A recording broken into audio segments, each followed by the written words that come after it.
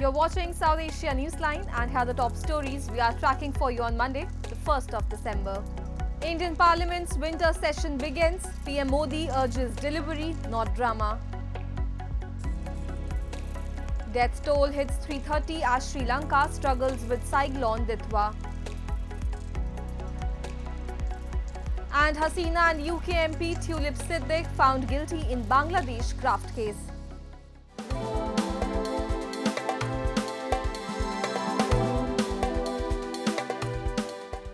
And now for all the details.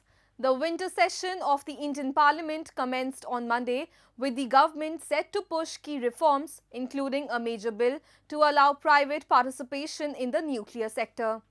The opening day saw sharp political notes, adjournments and PM Modi urging lawmakers to prioritize delivery over drama. As the winter session of Indian Parliament commenced on Monday, Prime Minister Narendra Modi addressed the media and called for ensuring delivery rather than drama.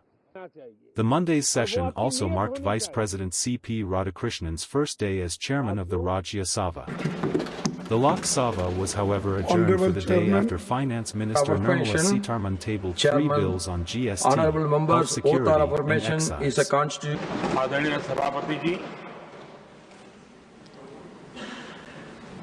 शीतकालीन सत्र का आरंभ हो रहा है और आज सदन के हम सभी माननीय सदस्यों के लिए ये गर्व की पल है। आपका स्वागत करना और आपके मार्गदर्शन में सदन के माध्यम से देश को प्रगति की राह पर ले जाने के लिए महत्वपूर्ण विषयों पर चर्चा, महत्वपूर्ण निर्णय और उसमें आपका अमूल्य मार्गदर्शन एक बहुत बड़ा अवसर हम सबके लिए है। मैं सदन की तरफ से, मेरी तरफ से आपको बहुत बहुत बधाई देता हूं, आपका अभिनंदन करता हूं और आपको शुभकामनाएं देता हूं। The first day of the winter session witnessed repeated adjournment amid uproar by the opposition. Lawmakers from the opposition have decided to raise several matters, including concerns linked to the special intensive revision of electoral rolls, equality, income, the Red Fort blast, Delhi pollution and foreign policy. Beyond the political exchanges, the government is also focusing on a long list of economic and financial bills. One of these is the Atomic Energy Bill 2025, which seeks to allow private investment in the nuclear power generation sector. This session, one of the shortest, will continue until December 19 with 15 sittings planned over 19 days, with less than 25% of the time allotted to the opposition. And amid ongoing trade tensions with the United States, India's Foreign Minister S. Jaishankar flagged the global risks for economies in today's time, stating that the politics nowadays increasingly trumps economics in an uncertain world. Speaking at IIM Calcutta after receiving as honorary doctorate, he said nations must diversify supply sources to secure their national interests in an uncertain world. Jaishankar noted that the US, once the anchor of the global system, has shifted to a one-on-one approach, while China continues to play by its own rules. US President Donald Trump earlier this year imposed a 50% tariff on Indian goods over India's purchase of Russian oil. Highlighting vulnerabilities in global supply chains, one-third of which are concentrated in China, he said conflicts and climate shocks heighten the risk of disruption. Jaishankar added that India is rapidly narrowing its infrastructure gap and is now pursuing new trade arrangements and connectivity initiatives. This is an era where politics increasingly trumps economics, and that's not a pun. Decisions are now being made not merely on costs, but taking into account ownership and security. Where a product is made or who offers a service is as important as their price points. When de-risking overrides the logic of efficiency, the mantra of just in time actually gives place to the caution of just in case. Of course, globalization still exists because it's too far gone to be rolled back. But with powerful counter forces today brought into. Moving on, Pakistan has reacted sharply after UN High Commissioner for Human Rights, Volker Turk, condemned the 27th constitutional amendment, which massively expands the powers of Army Chief Asim Munir. The amendment elevates Munir to the newly created post of Chief of Defence Forces, giving him command over the Army, Navy and Air Force, while allowing him to retain his rank of Field Marshal with lifelong immunity from prosecution. His new appointment resets his tenure, enabling him to serve until 2030 with the possibility of another 5-year extension. Volker Turk warned that the amendment, like the 26th last year, was passed without public consultation and seriously undermines judicial independence, raising fears of increased military influence and executive control. The amendment also creates a federal constitutional court to handle constitutional matters, reducing the authority of the Supreme Court. Pakistan's Foreign Office rejected Turk's remarks as ungrounded and misplaced, insisting that constitutional changes are the prerogative of elected representatives. It urged the UNHRC to avoid politically biased commentary.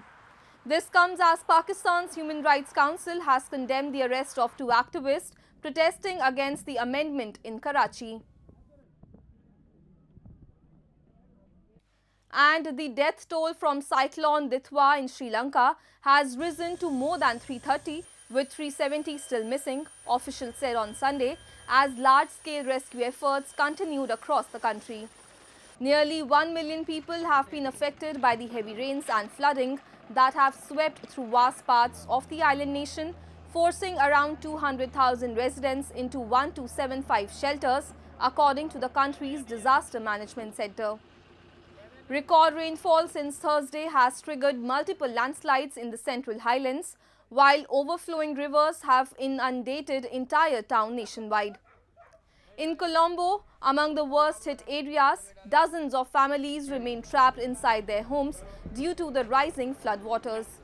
Meanwhile, in a televised address on Sunday, Lankan President Anurakumara Dissanayake described the crisis as the most difficult rescue operations in the country's history.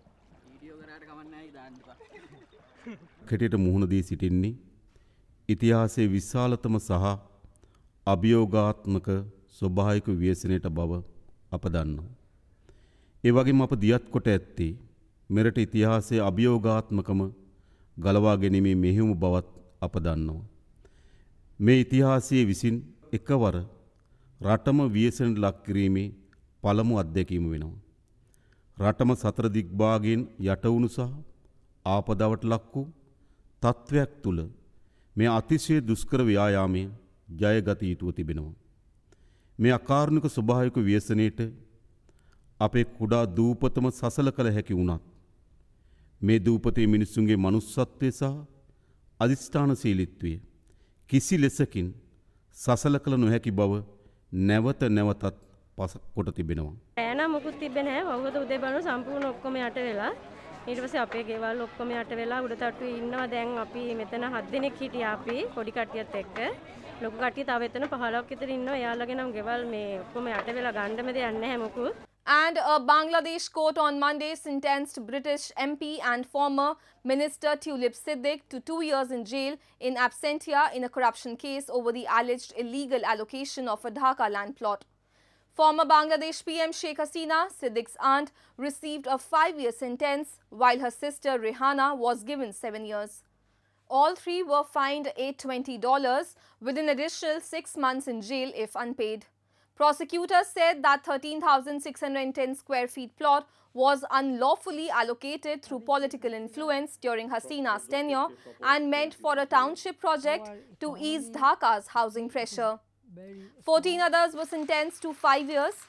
Siddiq, who resigned in January as the UK's Financial Services and Anti-Corruption Minister amid scrutiny over her financial links to Hasina, has called the allegations a politically motivated smear.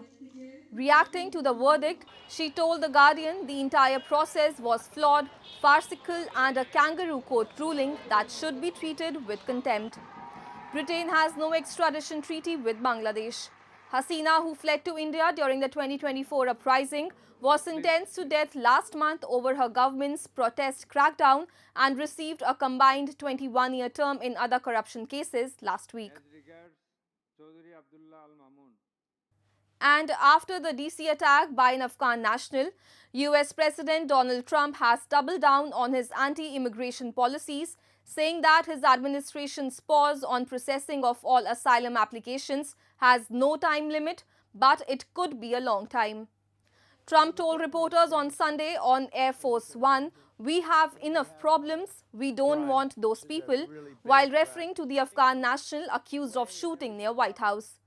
Kristi Noem, Secretary at the Department of Homeland Security, has held the previous Joe Biden administration responsible of committing an act of national self-sabotage.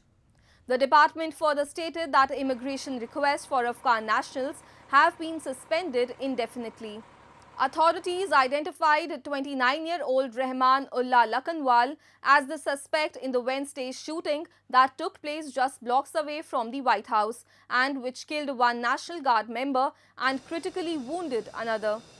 After the attack, the Trump administration has taken steps to clamp down on some legal immigration, including a freeze on processing of all asylum applications.